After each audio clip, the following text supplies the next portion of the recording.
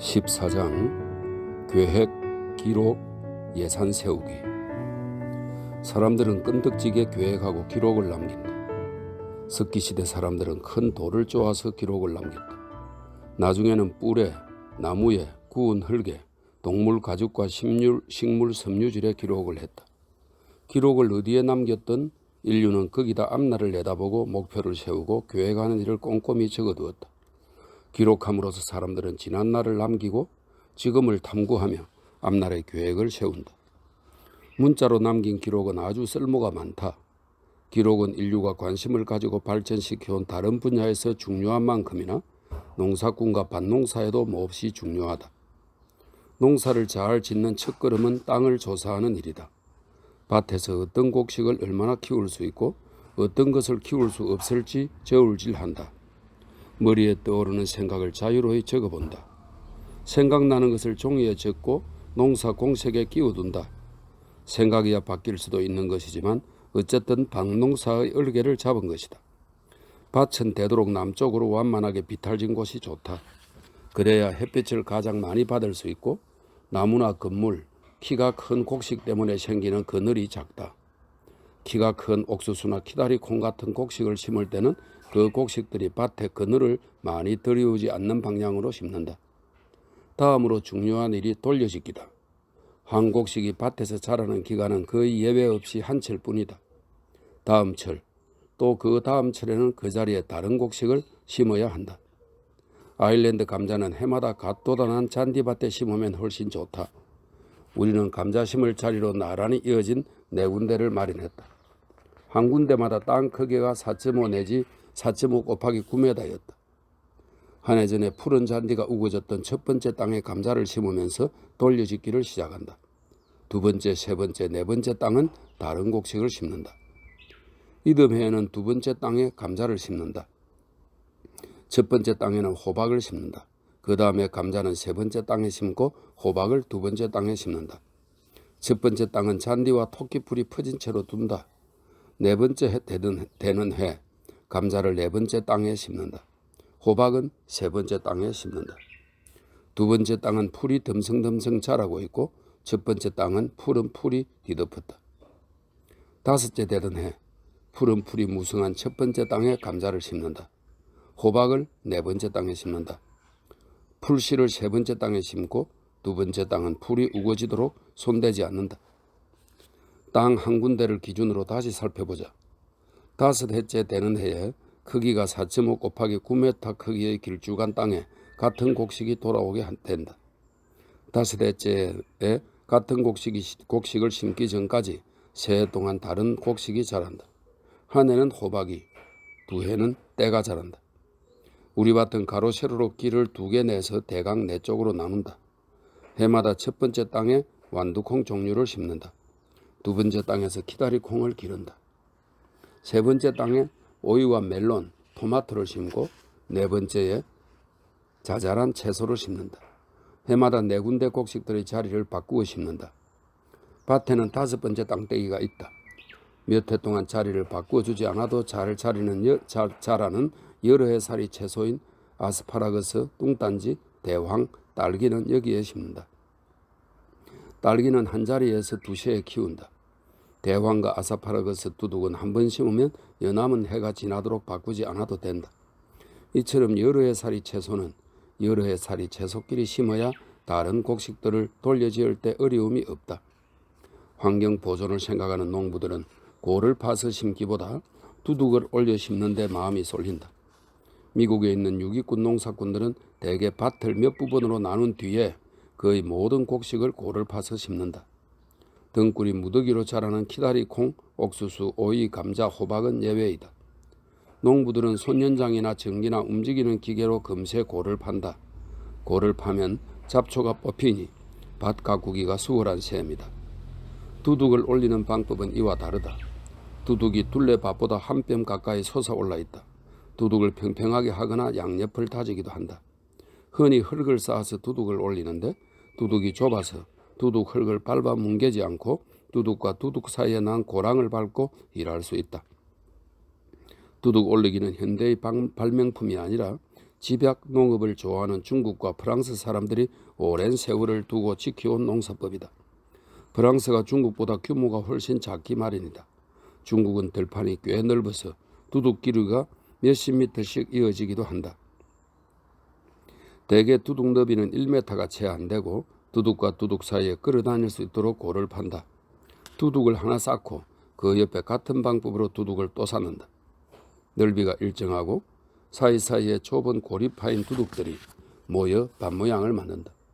밭고랑은 습지에서는 물을 빼는 배수로이지만 마른 땅에서는 물을 대는 길이기도 하다. 일학마다 농부들이 짝을 지어 곡식을 심는다. 한 사람이 한 두둑의 이쪽 고랑에 또 한 사람이 저쪽 고랑에 있다. 등을 구부린 채 팔을 뻗어서 두둑 전체에 곡식을 심는다. 두 발은 고랑을 딛고 두둑을 밟지 않는다. 모든 흙이 그렇지만 무엇보다 농부가 밟지 않는 진흙과 찰흙은 눌리지 않고 푸석푸석한 채로 있어 김매기가 쉽고 곡식 뿌리가 잘 뻗는다. 두둑을 올려 농사 짓는 것이 여러모로 이롭다. 골을 파서 씨앗을 심으면 심고 나서 헤쳐진 흙을 발로 꾹꾹 누르거나 삽으로 다지고 심지어 흙 위를 걸어다니며 밟아 주어야 한다. 하지만 일항을 지으면 고랑을 밟는 발이 씨앗 심은 곳을 절대 건드리지 않으므로 흙이 햇빛과 공기를 넉넉히 받아들일 수 있다. 또 습기도 한껏 받아들일 수 있다. 두둑을 잘 올리고 흙이 푸슬푸슬하면 햇빛과 공기가 흙 속에 자유로이 드나든다. 비가 아주 조금 내리거나 물을 조금만 뿌려주더라도 증발하거나 흘러버리지 않고 흙 속으로 잘 스며든다. 솎아주기와 김매기도 어렵지 않다. 한 두둑에 한 곡식을 가로로 몇 줄 심고 다른 곡식은 세로로 길게 줄지어 심을 수도 있다. 씨앗을 두둑에 흩뿌린 다음 흙을 덮어도 된다. 농부는 채소를 솎아내면서 잡초를 같이 뽑아낸다. 뭐니 해도 가장 놀라운 것은 곡식을 훨씬 촘촘히 심기 때문에 평마다 나오는 소출량이 꽤 높다는 것이다. 두둑 짓기에서나 골 짓기에서나 다 같이 언제 무엇을 심었는지 아는 게 무척 중요하다. 우리가 갖고 있는 많은 곡식 표지판, 나무, 플라스틱, 두꺼운 방수종이에 심은 날짜, 품종, 그 밖에 잊지 말아야 할 내용을 볼펜으로 적은 판을 찾아보면 이를 알 수 있다. 농사 공책에 표지판 내용을 똑같이 적으면 기록이 남는다. 공책을 슬쩍 넘겨보기만 해도 어떤 일항에 어떤 골에 어떤 곡식이 자라는지 알 수 있다. 복잡하고 어지러운 상황에 맞닥뜨렸을 때 지난 일의 기록에서 도움을 얻듯이 농부는 농사 공책을 덜추어 씨 뿌리고 거두는 철이 저마다 다른 곡식들이 밭 어디에서 어떻게 자라고 있는지 날마다 철마다 똑바로 알고 농사 지을 수 있다. 더 나아가 미리 농사 계획을 꼼꼼히 짜고 갖가지 곡식들을 비교하고 검토한 다음에 계획대로 농사를 지을 수 있다. 가계부 쓰기는 농사꾼들이나 다른 실험자들에게 빼놓을 수 없는 일이다. 가계부를 쓰면 첫째는 계획을 세울 수 있고 둘째는 계획을 실행에 옮길 수 있고 셋째는 어떤 계획과 실행이 어떤 조건에서 이루어지는지 알 수 있고 넷째는 일을 하면서 이익이 남았는지 손해를 입었는지 심지어 파산을 했는지 한눈에 알 수 있다. 성공한 기업 이야기를 들으면 계획이 훌륭하기도 하거니와 무엇보다 계획을 성공으로 이끌기 위해 빈틈없이 준비했다는 것을 알게 된다. 시골에서 농사 짓는 일은 어느 순간 가벼운 마음으로 결정할 수 있는 일이 아니다. 그것은 거듭되는 고민 속에서 내린 결정이고 그 결정은 흔들림이 없어야 한다. 앞날을 내다보고 만족스러운 결과에 이르는 결정이어야 한다. 처음 3년을 보내기가 가장 힘들고 어렵다. 적어도 그만큼은 시행착오를 거듭해야 한다. 교환가치에 의존하는 시장경제를 버리고 사용가치가 지배하는 산림경제로 들어가고자 하는 사람은 누구나 이행기를 겪는다. 이행기는 몇 달이 될 수도 있고 몇 해가 될 수도 있다. 옛 경제에서 누리던 안정은 벌써 사라지고 새 경제에 대한 희망과 밑그림은 아직 실체가 드러나지 않은 막막한 때이다. 이 어려운 때를 이겨내려면 이행기 동안 필요한 상품과 일손을 살 수 있을 만큼 자본이 있어야 한다. 새로운 경제체제로 들어오려는 이는 이행기를 버텨낼 수 있도록 반드시 만반의 준비를 갖추어야 한다. 시장경제에서 산림경제로 들어온 우리 친구와 이웃들은 적어도 한 해 먹을 것, 입을 것, 살 곳을 미리 마련했다. 어떤 이는 2년이나 3년을 버틸 준비를 했다. 몇 달 또는 몇 해가 걸리는 이행기에 시간제 일을 해서 생계를 해결하는 이들도 있다. 한 식구보다 더 큰 단위로 오는 사람들은 그 가운데 몇 사람이 몇 해 동안 시장 경제 속에서 직장을 더 다니기도 한다. 그이들의 소득에서 남는 부분이 공동체 몫으로 돌아간다. 이런 삶에서 가장 소중한 것이 함께 일하는 동료들이다. 아주 특별한 사람, 은둔자로 살려고 마음을 굳힌 사람만이 혼자서 농촌에 뿌리를 내리는 데에 성공할 수 있다. 시골에서 농사를 지으면서 살려는 사람은 믿을만하고 경험 많은 동무나 동지들이 있어야 한다. 돕는 사람이 많으면 많을수록 좋다고 말하고 싶다. 어쨌든 함께 일하고 함께 앞날을 내다볼 사람이 적어도 한 사람은 있어야 한다. 농사 짓는 삶에 뿌리를 내리려면 밤낮으로 한 해 365일 동안 몇 해를 두고 열심히 땀 흘려 일해야 한다. 그이들이 한몫 해낸 사람이 되는 것은 그렇게 해서 거둔 열매다. 자기가 맡은 일을 몇 주, 몇 년 동안 끈덕지게 해낸다는 것은 보통 일이 아니다. 책임도 나누고 필요한 일도 나누어서 해야 한다. 올바른 사람들만이 농사짓는 삶에 성공할 수 있다. 경험은 훌륭한 교사다. 시골에서 농사를 지으려는 이 가운데 한 사람이나 몇 사람이 일머리가 트인 사람이거나 진국이라면 그만큼 더 유리하다. 그런 이들이라면 힘든 농사일에 필요한 기술을 어쨌거나 조금은 익혔을 테니까. 시골에서 농사 짓고 살려면 땅 한 떼기를 삶의 바탕으로 삼아야 한다. 정말 농사답게 지을 수 있을 만큼, 그것도 제대로 지을 수 있을 만큼은 땅이 있어야 한다. 거기서 삶에 필요한 것을 얻어내야 한다. 되도록 자기 땅이어야 하고 저당이나 채무 같은 장애물이 없어야 한다.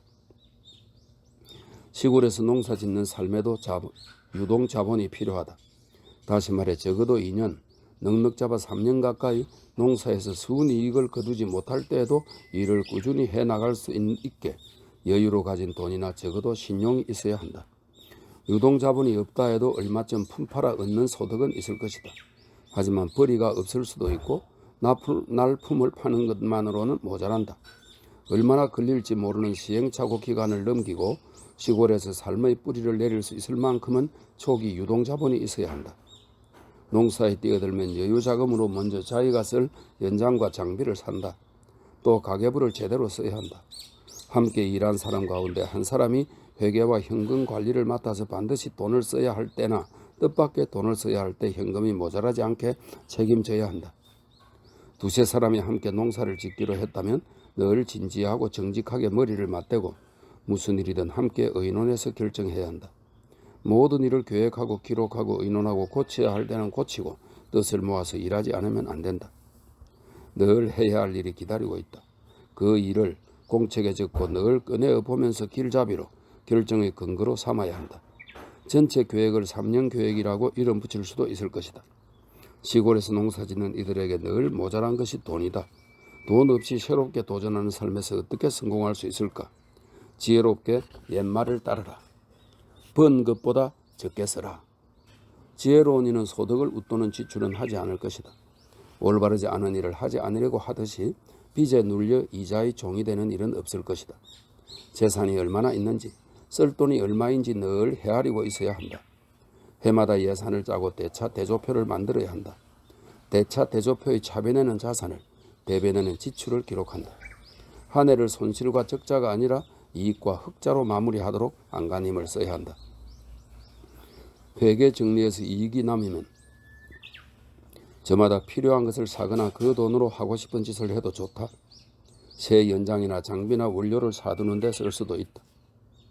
버몬트에서 설탕을 만들 때는 해마다 이익이 났다. 하지만 낡은 장비를 갈아치우는데 돈이 쉴 새 없이 들어갔다. 해마다 수액통이 망가졌고 파이프를 바꾸었고 새 연장을 샀다. 그래서 우리는 해마다 설탕 사업에서 생긴 이익에서 얼마쯤을 감가상각비로 따로 남겼다. 우리는 제당소와 시설물을 보험에 들었다. 제당소는 지저분하고 전기가 뿜어내는 열기 때문에 뜨거웠다. 시럽과 설탕 제도기는 늘 불이 날 위험을 안고 있었다. 우리는 보험 판매인을 찾아갔다. 좋습니다. 그 사람은 우리 제당소와 시설물을 $500 보험에 들어주겠다고 했다. 하지만 제당소 형편에 비추어 보험료가 비쌌다. 보험 증권을 보니 해마다 보험료의 25%인 $125를 물어야 했다. 우리는 판매인에게 고맙다고 인사하고 나왔다. 그리고 해마다 설탕 사업에서 나온 이익에서 $125씩 따로 떼어 놓았다. 내가 지난 뒤 500달러가 모였다. 이 돈으로 재당소를 하나 더 지어 똑같은 재당 시설을 갖추었다. 수액을 받는 철에 먼저 재당소에 불이라도 나면 새로 지은 재당소에서 그 철 일을 끝마칠 수 있게 하려는 속셈이었다. 그 즈음에는 수액이 여느 때보다 많이 나와서 재당소 두 곳을 한꺼번에 돌렸다. 수액을 많이 받는 날은 설탕도 여느 날보다 두 곱을 더 만들었다. 미국 대기업은 부기 체계를 이용해서 이익을 꿀꺽꿀꺽 삼키고 세금을 빼돌린다. 우리같이 보잘것없는 서민들이 대기업에서 배울 것이 한 가지 있다면 꼬박꼬박 기록해서 앞날을 내다보고 여러 형태로 다가오는 어려움을 피하는 것이다. 계획과 기록이 대기업의 중요한 만큼 작은 일을 하는 데도 중요하다. 꼬박꼬박 기록한 것을 펼치면 어떤 사업이든지 어떻게 흘러왔는지 한눈에 보인다. 그리고 길게 보아 그 기록을 바탕 삼아 그 사업의 역사를 써내려 갈 수 있다.